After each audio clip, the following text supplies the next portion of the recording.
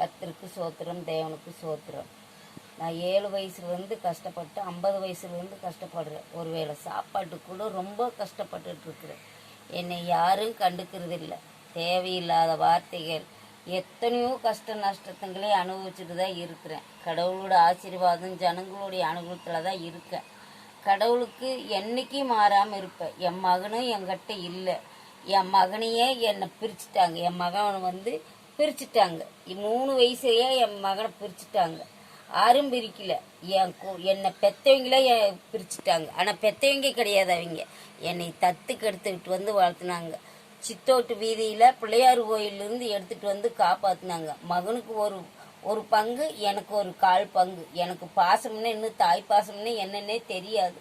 தெரியாமல் தான் 50 வருஷமாக வாழ்ந்துட்டேன். இன்னும் வாழ்ந்துக்கிட்டு இருக்கேன். இதுவரையிலும் எப்படி வாழ்கிறனோ அதே போல தான் நானும் வாழ்கிறேன்.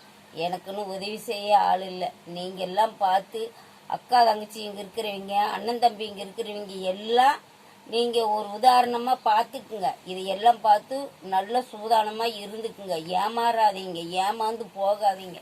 அண்ணன் தம்பி இங்கே பார்ப்பாங்க, அக்கா தங்கச்சி இங்கே பார்ப்பாங்க, அப்பா அம்மா பார்ப்பாங்கன்னு நினைக்காதீங்க. அதெல்லாம் பொய். சும்மா பாசம் கிடையாது. அதெல்லாம் அத்தனையும் வேஷம். அப்பா நல்லவங்களா இருந்தாங்க, அவங்களையுமே வேஷமாக்க வச்சுட்டாங்க. என் பேருக்கு இல்லாமல் அடுத்து அவங்க பேருக்கே வீட்டு எழுதி வச்சுக்கிட்டாங்க. என்னை அனாதையாக ரோட்டில் நிற்க வச்சுட்டாங்க. நான் அனாதையாக தான் நிற்கிறேன். நீங்கள் அதை பார்த்து நீங்கள் சுதாரிச்சுக்குங்க. நன்றி, வணக்கம்.